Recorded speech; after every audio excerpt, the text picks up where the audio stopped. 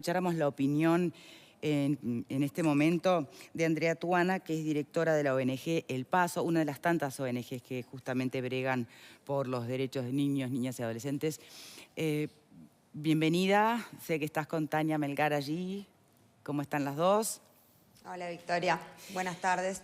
Buenas tardes, Victoria. Andrea, yo quería hacerte una pregunta y después te dejo en manos de Tania, porque hace muy poquito varias ONGs, y no sé si está El Paso incluido o no, no es el punto, pero llamaban a un boicot comercial a un programa de televisión de otro canal por la forma en que había tratado un tema que remitía al abuso de menores, ¿no? Sin entrar a opinar de ese programa ni nada que se parezca. Lo traigo a colación, ¿por qué?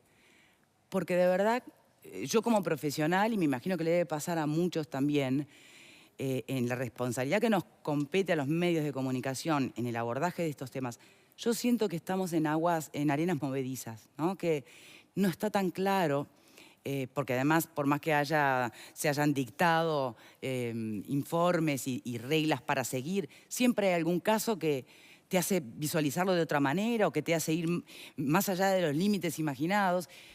De verdad, ¿cuál es el límite entre visibilizar los casos, visibilizar la violencia contra menores, contra los niños y niñas, ponerlo sobre el tapete y no revictimizar? ¿Se entiende el planteo? Sí. Ahí está. Victoria, sí, efectivamente la ONG El Paso se suma a esta lista de ONGs que firmaron esa solicitud y vamos a, bueno, que ya Andrea responda a tu pregunta. Bueno, hola Victoria, ¿cómo estás? Hola, En términos técnicos podría decirte muchas cosas que se recogen en los manuales de ética periodística o en los manuales de cómo hacer abordajes en los temas de violencia o de abuso sin revictimizar y respetando los derechos. Pero a ver si quizás podés acercarle una de un las poquito preguntas más el que micro, perdón, Andrea, que sí. Ahí va, ahora, gracias. Ahí está. Quizás una pregunta que cada periodista debería hacerse cada vez que va a hacer una cobertura es preguntarse, si fuera tu sobrino, ¿tú estarías haciendo esta cobertura de esta manera? ¿Estarías dando esta información? ¿Estarías colocándole un micrófono aún con la imagen pixelada? ¿Estarías entrando a la casa de la familia que de alguna forma se puede llegar a identificar? Me parece que esa es una pregunta orientadora. Y después, por supuesto, hay muchísimas guías de orientación a los periodistas para poder hacer abordajes que informen, que pongan el tema sobre la mesa, que de alguna manera también descubran toda esa maraña y esa trama de situaciones, pero que no lo hagan a expensas del daño que se les sigue provocando a esos niños. Me parece que eso es como muy importante. O sea, lo peor sería, dentro de lo que tú decías, el tema del testimonio del niño en sí o también a la familia en general, porque quizás lo que más impacta quizás en uno puede ser la imagen, por más que esté pixelada, blureada, es el testimonio del niño contando las cosas. Es por ese lado que es la reflexión. Sí, yo creo que a los niños no hay que ponerlos en cámara, así sea pixelados, con la voz distorsionada. El niño no puede pasar por esa situación.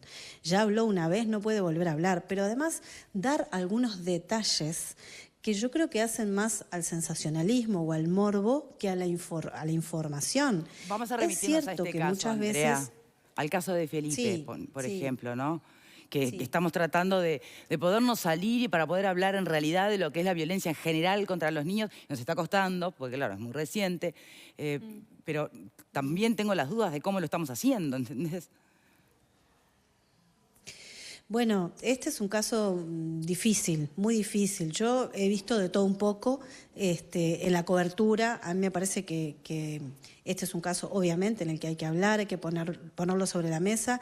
Quizás, yo creo que cuando ya pasamos al terreno de la subjetividad, de las hipótesis, de la condena, ¿no? De empezar a buscar culpables por todos lados, esta condena que se hace a la mamá o buscar a ver si la maestra tuvo culpa o no tuvo, me parece que ahí es donde tenemos que poner el límite. Pero viste que eso pasa más en redes que en otro lado. Ahí es el terreno donde hay impunidad total en los comentarios y juzgamientos, es en las redes. Sí, exactamente. Lo digo más que nada por las redes sociales. Es inevitable, pero está bueno, ¿no? Que lo hablemos, que lo digamos. Y me parece también que el enfoque que se le está dando en varios medios periodísticos es, bueno, no vamos a hablar exactamente de los detalles de este caso, sino que vamos a hablar del problema, ¿no? Entonces ahí uno abre el foco y la mirada. Ese es como el mejor tratamiento, que creo que algunos medios lo han podido manejar de esa forma, ¿no? Bueno, a partir de esto hablemos del problema y abramos luz en toda la situación, porque hay cientos de niños que están sufriendo estas situaciones de abuso sexual y que tenemos que atenderlos ya. Exacto. ¿Cuáles son las principales señales? ¿Qué es lo que estaría fallando dentro del protocolo? ¿No se ven las señales de la manera adecuada?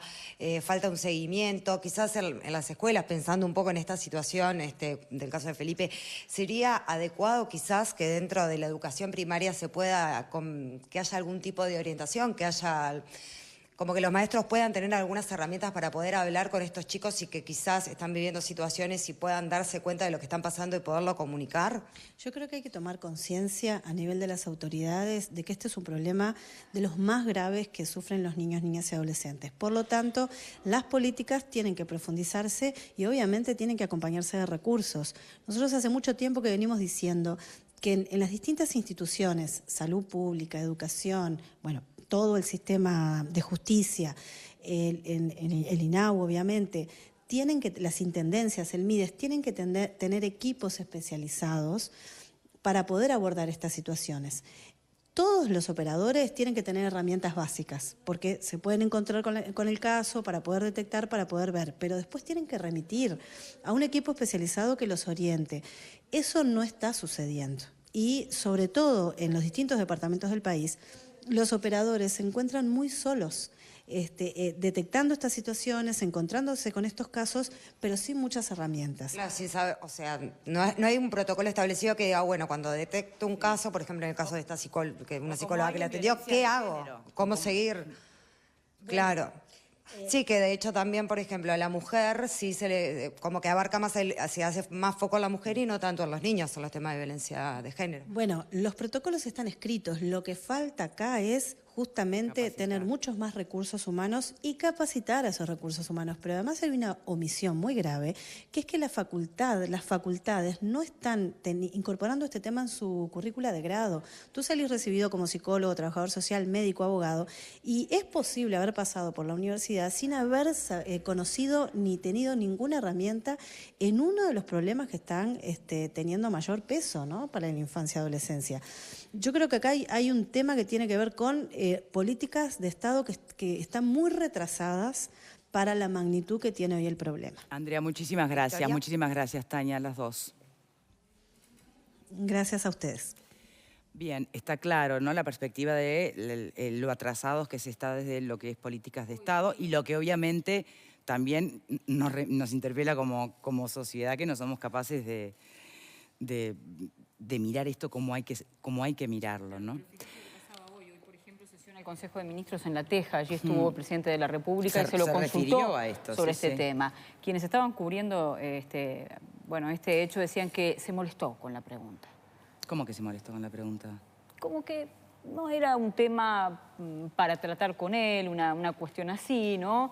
Y dio una frase allí políticamente correcta, cuando en realidad, coincido con Tuana, lo que hay que hacer es decir, señores, hay que ver qué estamos haciendo bien y qué estamos haciendo mal. Bien. Más allá de que esto trasciende en la órbita del Estado, por supuesto, y puede suceder en la órbita de lo privado y quizá mayormente el Estado no sucede en la órbita. Claro, quiero decir que puede suceder pese a las políticas de Estado y que quizá, pero ¿y qué estamos haciendo? ¿Nos enojamos? ¿Me permiten ir a la pregunta que dejaba planteada en el bloque anterior? Porque me parece importante. Según los estudios, y saliéndonos del caso Felipe, de los 100 casos estudiados, en este informe a nivel latinoamericano, bueno, de los 100 casos estudiados de abusadores, los 100 habían sido abusados cuando eran niños, y uno de ellos, de hecho, por una mujer y no por un hombre. Bien, ahora, ¿qué chance? Eso no es lo mismo que decir que todos los niños que fueron abusados van a ser abusadores en el futuro. Sin duda. Bien, ahora, ¿cuánto condiciona?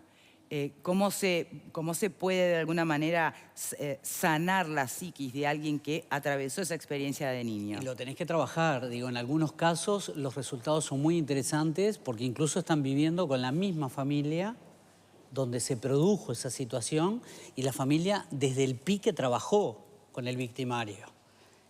Y uno dice, ¿se puede? Y en algunos casos se puede.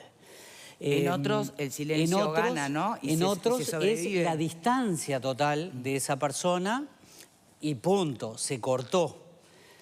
En otros casos venían haciendo un proceso, eso, la denuncia avanza, termina preso y uno ya sabe que en la cárcel no va a tener continuidad y habrá que esperar cuando salga a ver si esa persona viene de nuevo a atención o no, qué es lo que puedes hacer. Pero eso estás pensando en el abusador. Yo te pregunto en la víctima. Y en la víctima tenés que trabajar intensamente porque tiene que aprender a reconocer, primero que no tuvo culpa de esa situación de abuso, sino que se aprovecha de una determinada situación donde tú estás vulnerable por edad. No nos olvidemos que el abuso habitualmente se da con un desbalance de poder. Hay montones de definiciones y formas que sean, pero hay un desbalance de poder. Y tenés que trabajar con el sentimiento de justicia. Hay papás que de repente no hacen la denuncia, pero hay un apoyo muy importante donde queda claro que se los escuchó, que se respondió, que se trabajó y que de alguna forma se hizo justicia. En otros terminan un juzgado y no se puede probar. Y después hay que explicar qué pasó en el juzgado que no se llegó. Entonces ahí nos tenemos que cuestionar la pericia o la asesoría de parte, porque de repente la familia le pide a un estudio jurídico que lo haga con profesionales especializados. ¿Las cámaras Gesell las estamos usando? O sea, el espejo vidriado que se ve de un lado hacia el otro. Tenemos cámaras de circuito cerrado. ¿Están los documentos en una sola entrevista cierta, seria? Y no, capaz que nos falta. Entonces, esto es lo que tenemos que cuestionarnos hacia adelante. ¿Qué hay por hacer? Digo, ¿qué nos está faltando? Oscar, antes de llegar a todo eso, cuando alguien tiene una sospecha o un indicio o lo que fuere, ¿cómo se hace una denuncia? ¿A dónde? Bueno, en principio no se hacen denuncias por sospecha, ¿no? Por eso, pero si tú sospechas de algo así, ¿a dónde vas? Las denuncias por sospecha no existen. Las denuncias tienen que ser con una base de una prueba, pues si no, el juez lo primero que pide es la prueba, ¿no? Y una denuncia por sospecha es investigada. Pero entonces, ¿a dónde vas cuando vos pensás que algo está pasando con el niño al lado de tu casa? Muchas veces se hace una investigación. En esa sospecha va de atrás una investigación. Pero ¿yo dónde voy? Si quiero denunciar, por ejemplo, que me parece... ¿Vos estás equivocadísima o no? Pero, que el nene del vecino está padeciendo una situación particular. ¿Dónde voy? Por ejemplo, el crimen organizado. La línea azul, bueno, a eso quiero llegar. ¿Cómo son los pasos en realidad para poder realmente hacer algo al respecto? El crimen organizado es quien toma la investigación en estos casos y hace una línea de investigación sobre la denuncia. Pero creo que cuando hay sospechas que quizás... si hay una mamá o un papá sospecha de alguna persona que puede estar abusando de algún niño, lo primero que hace es concurrir a la policía. Evidente que concurre a la policía. La ruta de maltrato y abuso a nivel nacional aprobado y vigente y que tenemos servicios trascendentes como el Pereira Rosell, donde uno realmente puede ir y se va a disparar un protocolo de trabajo que termina, en la mayoría de los casos, o en una denuncia y con la protección, incluso con la internación. O sea... el tema es que tenemos que saber que eso existe también. Sí, claro, pero tú hablas del Pereira Rosell, que me imagino que es cuando entra un niño con algún signo de maltrato. Pero con la sospecha ellos arrancan y evalúan con equipo multidisciplinario. Gustavo. Varias cosas que hemos pasado por alto. Primero, lo que yo mencionaba fuera del aire. Nuestra sociedad es forense. Después que pasan las cosas, actuamos, pero también es pendular. Después que empezamos a trabajar sobre algo, como que picamos y salimos a la casa de brujas muchas veces. Y esto de repente, a contrapelo del discurso que venimos teniendo, me parece importante señalarlo. Para hacer un diagnóstico de presunción de abuso sexual infantil, hay que dar determinadas recaudos técnicos, no a lo loco y salir a la casa de brujas. Porque si no, inclusive estamos satanizando la relación del adulto con el niño. Pero no, han habido casos de que se han demonizado padres, que el niño en realidad no tenía... Han prendido fuego a la casa y ha llevado gente presa. Exacto, los linchamientos. Por eso, justamente, a eso me refería. En segundo término, lo que bien mencionaba Robert, ¿qué es o qué pasa con la víctima de estas situaciones? Tiene mucho que ver el pre, el intra y el post. ¿Qué significa? ¿Me lo contás en detalle después de la pausa? Volvemos contigo. Gracias.